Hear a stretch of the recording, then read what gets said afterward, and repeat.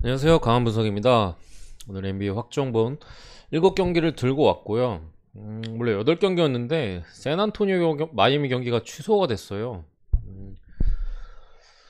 사실 거의 제일 좋아 보이는 경기였는데 오늘 경기 중에서 샌안 마인이 기준 좀 무시하고 마인 보려고 했는데 취소가 됐네요.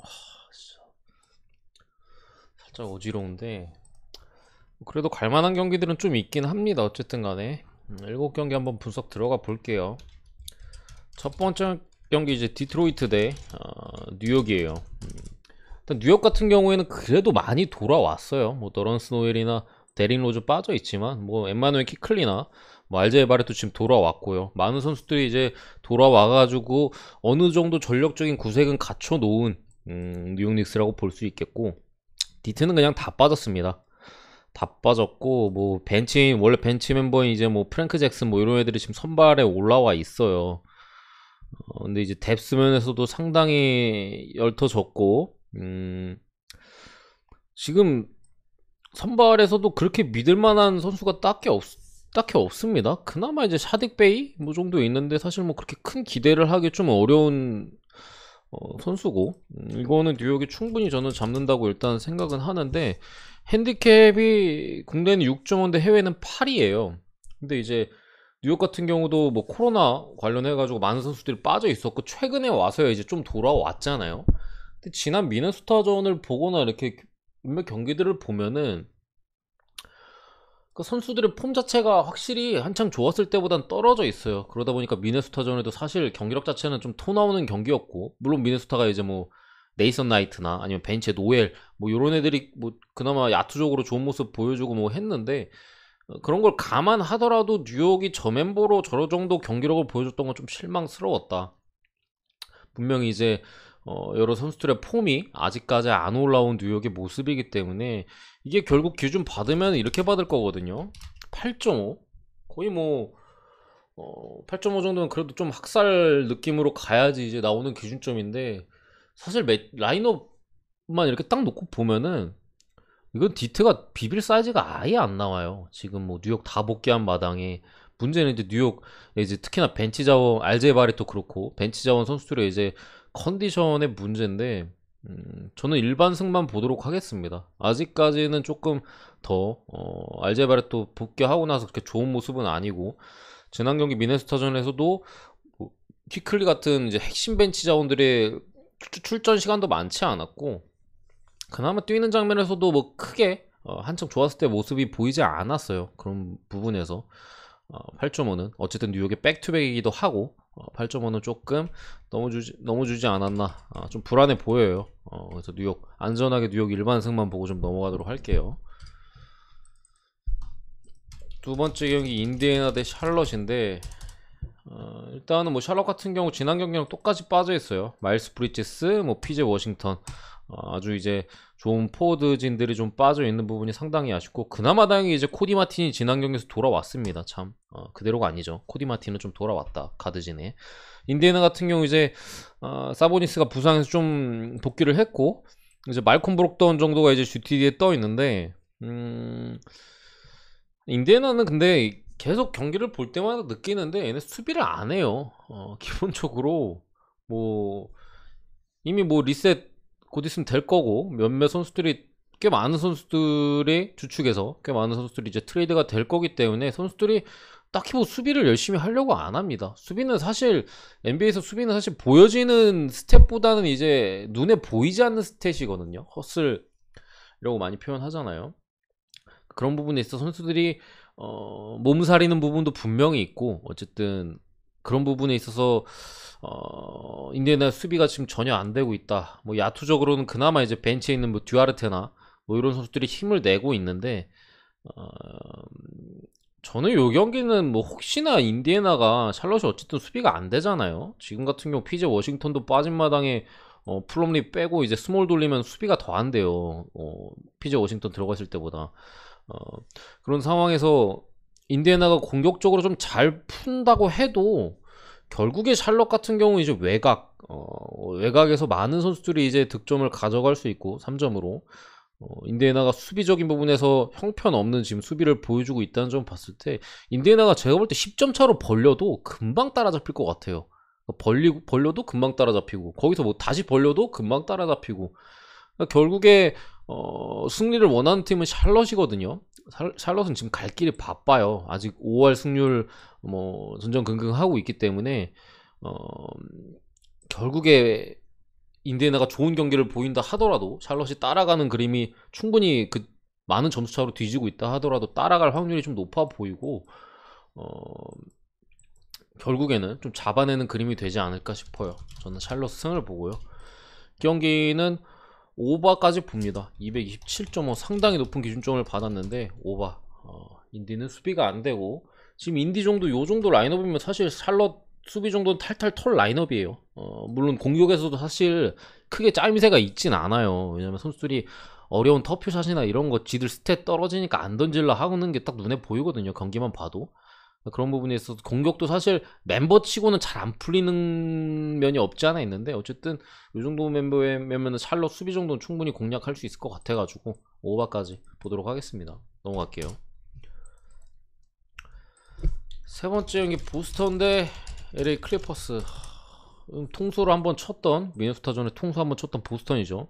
어쨌든 이제 스마트가 GTD에 떠있고 뭐 테이텀 빠져있고 데니 슈레더 그리고 NS 프레덤이나 뭐 베르난도 뭐 이런 선수들이 빠져있는데 클리퍼스도 만만치 않아요. 뭐 닉 바툼, 폴 조지, 할텐스타인, 레지 잭슨 까지 빠져있고 최근에 그나마 벤치에서 좀 쏠쏠하게 해주던 보스턴 주니어까지 빠져있는 상황.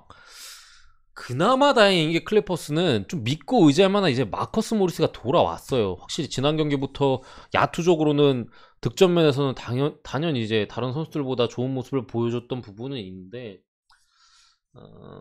역시나 사실 그나마 모리스가 어떻게 좀 비벼볼 만한 사이즈가 나오긴 하는데 뭐 티렌스 만이나 사실 뭐 루크 캐너드 제가 볼 때는 쉽지 않아 보여요. 뭐 캐너드에 3점이 빵빵 터지면 또 모르긴 하는데 최근에서는 그런 경기의 숫자가 너무나도 좀 많이 줄었고 그러니까 야투 기복이라기보다는 좀 부진이 이어지고 있는 뭐 캐너드고 뭐 어쩔 수 없죠. 많이 다 빠져 있는데 지금 보스턴 같은 경우 사실 지난 경기 야투가 거의 쓰레기였어요. 2점 야투가 50%도 안 됐거든요. 40%인가? 거의 뭐 말도 안 되는 야투 성공률을 지난 경기에 기록을 했었는데 그냥 선수 면면 자체로만 봤을 때는 솔직히 사고라고 저는 생각을 합니다. 그렇게 야투가 안 들어가는 거는 뭐 그런 날이 있을 수 있어요. 그러니까 사고 라고 저는 보고 있고 뭐 오늘 경기 같은 경우에는 충분히 보스턴 선수들이 야투적으로 지난 경기보다는 좀 더 좋은 모습을 보일 가능성이 있어 보입니다. 보스턴 일반승. 어쨌든 벤치에서도 뭐 그나마 없는 자원 이렇게 땡겨와서 쓰고 있는데 빠졌잖아요. 이 자원도 지금 보스턴 같은 경우 이제 그랜트 윌리엄스 같은 좋은 자원이 있고 뭐 그런 부분을 봤을 때 보스턴이 홈에서 무난하게 가져갈 만한 경기가 아닌가 싶고 어쨌든 클리퍼스는 이번 시즌 첫 동부 원정이에요. 그러니까 동부 원정은 처음이에요. 클리퍼스가 지금 그러니까 맨날 원정 가도 서부 원정만 이렇게 계속 다니다가 동부 원정에는 처음 왔는데 쉽지 않다고 가뜩이나 분위기도 안 좋은데 동부원전까지 왔다. 저는 쉽지 않다고 생각합니다. 보스턴 승에 이게 근데 핸디가 6.5거든요. 해외 같은 경우 국내 4.5인데 해외 6.5예요. 좀 빡세긴 한데 만약에 배팅을 한다면은 핸디를 건든다 하면 저는 보스턴 마인을 보는 게 맞다 생각합니다. 보스턴 승, 보스턴 마인까지 보도록 할게요. 넘어가고 네 번째 시카고 대 애틀란타 또 만났죠. 지난 경기 시카고가 뭐 쉽게 가져왔었던 경기고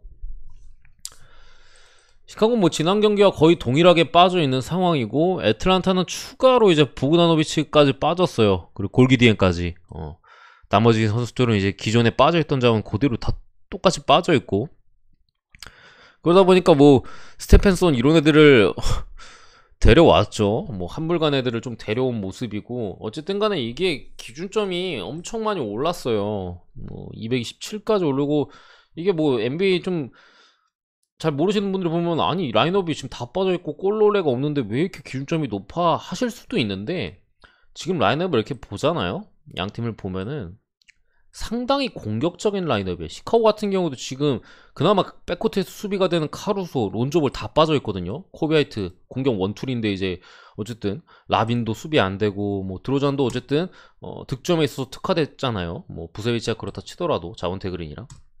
그러니까 어쨌든 시카고 자체도 상당히 공격적인 라인업인데 애틀란타도 지금 거의 무슨 수비할 생각이 없는 라인업이 이 라인업 같은 경우 트레 형은 뭐 다들 아실 테고 이놈 같은 경우도 기본적으로 이제 공격 쪽에 재능이 있는 선수고 수비 쪽에는 크게 기대감이 없는 선수예요. 뭐 캐치앤샷이나 아니면 뭐 드리블 뭐 이런 것들이 좋은 선수인데 물론 지금도 좋을진 모르겠어요. 경기 뛰는 걸 본 적이 없어가지고 모르겠는데 지난 경기 아마 엄청 짧게 쪘던 걸로 제가 기억하는데 그런 부분에서 의문은 있지만 물론 이렇게 나올지는 모르겠습니다. 예상 라인업이기 때문에. 어쨌든 라인업 쪽으로 봤을 때 상당히 지금 공격적이다. 브라운 얘도 가드거든요. 근데 어쨌든 자원이 없다 보니까 지금 포워드 자리에 들어가 있고 그럼 뭐 3가드잖아요 지금. 거기에 이제 캠 레디시 같은 경우도 파워포워드를 보기에는 뚜께면에서도 얇아요. 그런 부분에서 수비적으로 상당히 약하고 대신 조금 더 이제 달릴 수 있는 뭐 그런 사이즈인데 어쨌든 그러다 보니까 기준점이 엄청나게 올라갔다. 그러니까 이렇게 높은 기준점을 받은 게 결코 뭐 그냥 아무짝에도 뭐 이유 없는 흐름은 아닌데 어쨌든 저는 요 경기에는 시카고가 잡는다고 당연히 생각을 하고요. 지금 애틀란타 라인업에서는 사실 득점에 있어서는 뭐 어느 정도 풀어갈 수 있을진 모르겠으나 이거 잭라빈이랑 드로잔이에요 상대가. 부세비치까지 있고 어쨌든 간에 수비가 아예 안 될 가능성이 있어요. 애틀란타가 거의 뭐 시카고 공격 때마다 득점할 가능성이 상당히 좀 높고 이런 경기 같은 경우는 코비 화이트까지 좀 날아다닐 가능성이 있습니다. 사실 지난 경기에는 뭐 잭라빈, 드로잔, 부세비치 뭐 이렇게 3명에서 그냥 캐리하는 경기를 했잖아요. 오늘 경기는 코비 화이트까지 잘할 수도 있어요. 이런 수비 라인업이라면 애틀란타가. 그렇기 때문에 저는 시카고 마인까지 보고요. 227.5 오버까지 봅니다.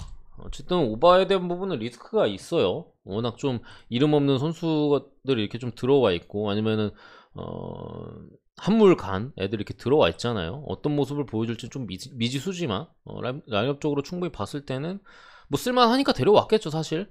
오버 쪽의 가능성이 더 높아 보인다. 넘어가겠습니다. 5번째 경기 멤피스 대 랄 경기인데 일단은 뭐 엘링턴이 돌아왔고 르브론이 GTD인데 이게 백투백 경기라서 안 나올 수도 있는데 지금 레이커스 상황을 봐고 뭐 어쨌든 지금 르브론 갈아놓고 있잖아요. 그런 걸 봤을 때는 제 생각에는 어차피 갈아놓고 있기 때문에 좀 나올 가능성이 더 높지 않을까 싶어요. 제 개인적인 생각에는 그런 상황이고 멤피스 같은 경우에는 뭐 지금 멜튼이랑 브룩스가 지금 빠져있는 뭐 아쉬운 상황이고 콘차까지도 또 빠졌어요. 그러니까 빠진 선수들이 꽤 늘어났습니다. 그러다 보니까 이제 지금 예상 선발 라인업에 이제 카일 앤더슨이 올라와 있는데 어쨌든 레이커스가 백투백이고 뭐 지금 뭐 이렇게 드와이트 하워드가 5번에 들어가 있는데 최근 레이커스 같은 경우 이제 르브론 5번으로 많이 쓰면서 쉼없이 그냥 달렸거든요. 그러니까 수비 없이 그냥 공격만 주구장창 했었는데 지금 뭐 멤피스 자모란트 뭐 데스몬드 베인도 지금 미쳤고 여기에 자렌 잭슨 주니어도 지금 뭐 르브론이 5번으로 나온다면은 뭐 하워드가 5번 쓸지 르브론이 5번 쓸지 모르겠는데 르브론이 5번으로 뜬다면은 충분히 인사이드에서 많은 공략을 할 수 있는 선수고 벤치에 물론 멜튼이나 이런 선수들이 빠진 건 아쉽지만 저는 이거는 멤피스가 가져갈 만한 경기라고 생각합니다. 가져갈 만한 경기라고 생각은 하는데 핸디캡은 좀 높긴 해요. 이것도 국내는 5.5인데 아니 국내는 4.5인데 해외는 5.5거든요. 이게 근데 6.5 왔다 갔다 해요. 그래가지고 6.5로 잡힐 수도 있는데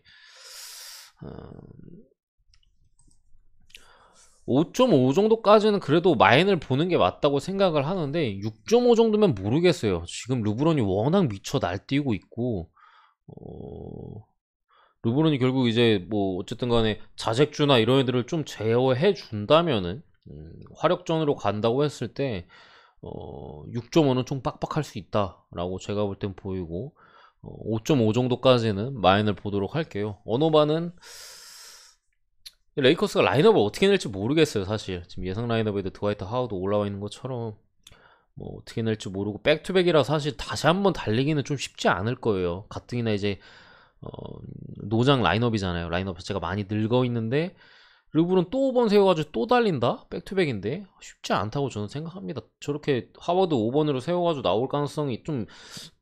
나올 가능성도 있어 보이고, 그렇게 된다면 224.5는 좀 높다고 생각이 돼서 어느 번은 좀 넘어가도록 할게요. 여섯 번째 경기 피닉스 대 오클라호마. 일단 이 경기는 균점 상당히 높게 맞았죠. 15.5로 받았어요, 무려. 물론 지금 OKC도 로빈슨 어리나 뭐 포크체스키나 뭐 조시 기디 베이즐리 뭐 많이 빠져있긴 한데 피닉스도 에이튼 없거든요. 에이튼이 없는 상황에서 뭐 카민스키 없지, 사리치 없지, 지금 몇 기 정도 이제 버티고 있는 상황인데, 물론 OKC가 그나마 이제 좀 포워드나 센터 쪽 봐줄 자원들이 빠지긴 한 부분에선 그나마 뭐 다행이긴 한데, 사실 피닉스가 지난 경기 멤피스한테 졌잖아요. 무려 홈에서 2연패를 당했는데, 당연히 뭐 3연패는 없고 피닉스가 이기는데, 지난 멤피스전을 봤을 때 피닉스답지 않은 수비를 보여줬어요. 피닉스가 제가 올 시즌에 봤던 피닉스 중에 거의 손가락 안에 꼽을 정도로 수비가 안 됐던 경기거든요. 그러니까 원래 그렇게까지 피닉스가 수비가 안 되는 팀이 아닌데, 뭐 토너먼트 수비나 뭐 외곽 수비가 전혀 좀 로테이션이나 뭐 이런 것들이 잘 안 이루어졌어요. 그 전 상대가 골스여서, 골스가 아무래도 이제 수비하기 빡세다 보니까 체력적으로 많이 지쳐서 그랬는지, 아니면은 이제 패배했고 분위기도 다운돼가지고 이제 그게 경기 멤피스전에 영향을 미친 건지 모르겠는데, 어쨌든 간에 확실히 최근 경기에서 피닉스의 수비 집중력은 분명히 떨어져 있는 걸로 제가 볼 땐 보이고요. 그리고 이게 15.5 기준은 사실 피닉스가 학살을 한다고 해도 확신할 수 없는 기준점이에요. 어쨌든 4쿼터에 좀 들어가 보고 뭐 가비지가 나더라도 조금만 좁혀주면 이거는 프렌이 나올 만한 기준점이기 때문에, 제가 말씀드린 여러 가지를 종합했을 때 굳이 찍는다면 OKC 프렌을 찍는 게 저는 더 낫지 않을까라고 생각을 합니다.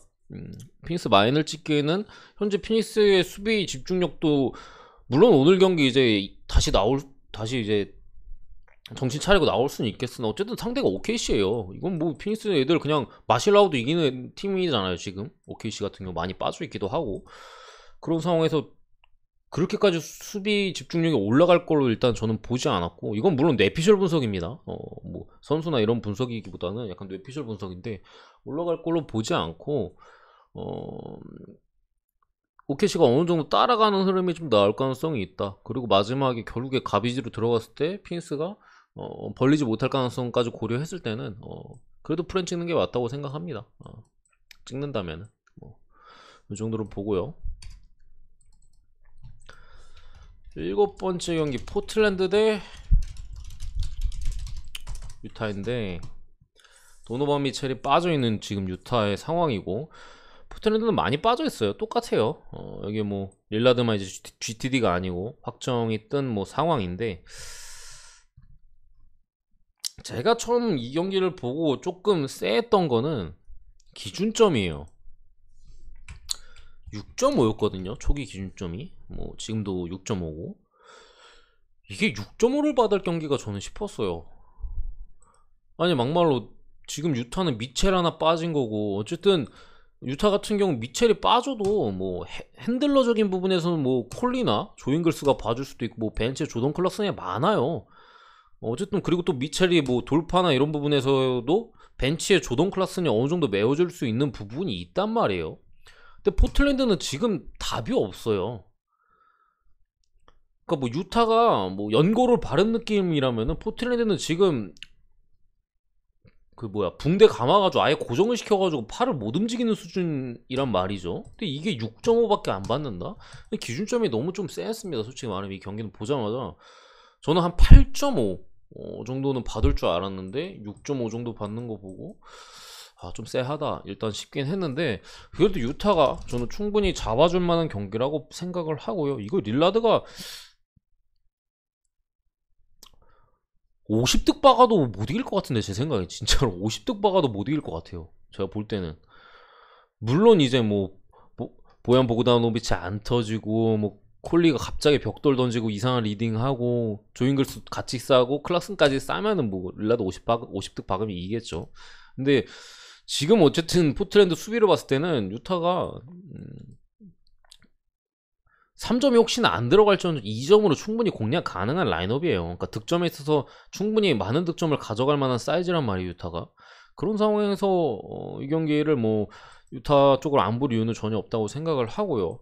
유타 마인까지 저는 보고, 이게 뭐 기준점이 더 떨어질 수도 있어요. 근데 어쨌든 6.5 마인을 보는데 기준점에서 좀 쎄한 면이 있다라고는 말씀드리고 싶어요. 뭐 그런 부분이 어쨌든 있고, 229.5 오바까지 보도록 할게요. 오바까지. 결국에 기준점이 좀 쎄하다는 거는 저는 유타가 많이 못 넣어서 좀 낮아지기보다는 포트랜드가 좀 많이 넣지 않을까 싶어요. 생각보다. 어쨌든 간에 뭐 리틀 이런 애들도 지난 경기에 나쁘지 않은 활약을 보여줬고, 뭐 어쨌든 홈포트리잖아요. 릴라드가 조금 잘 해준다면은 높은 기준점이지만 오바 쪽이 더 낫지 않을까 싶은데, 이 경기는 개인적으로 건드린다면 유타 승만 가지 않을까 싶은 경기이긴 합니다. 뭔가 좀 균점도 높기도 하고, 핸디캡 같은 경우는 너무 낮아서 좀 쎄하기도 하고, 여러모로 냄새가 나는 경기다 라고 저는 생각을 하고, 오늘 7경기 샌안토니오가 빠져가지고 너무 아쉬운데 어쨌든 7경기 분석을 마쳤고요. 구독과 좋아요 한 번씩 부탁드리고 감사합니다.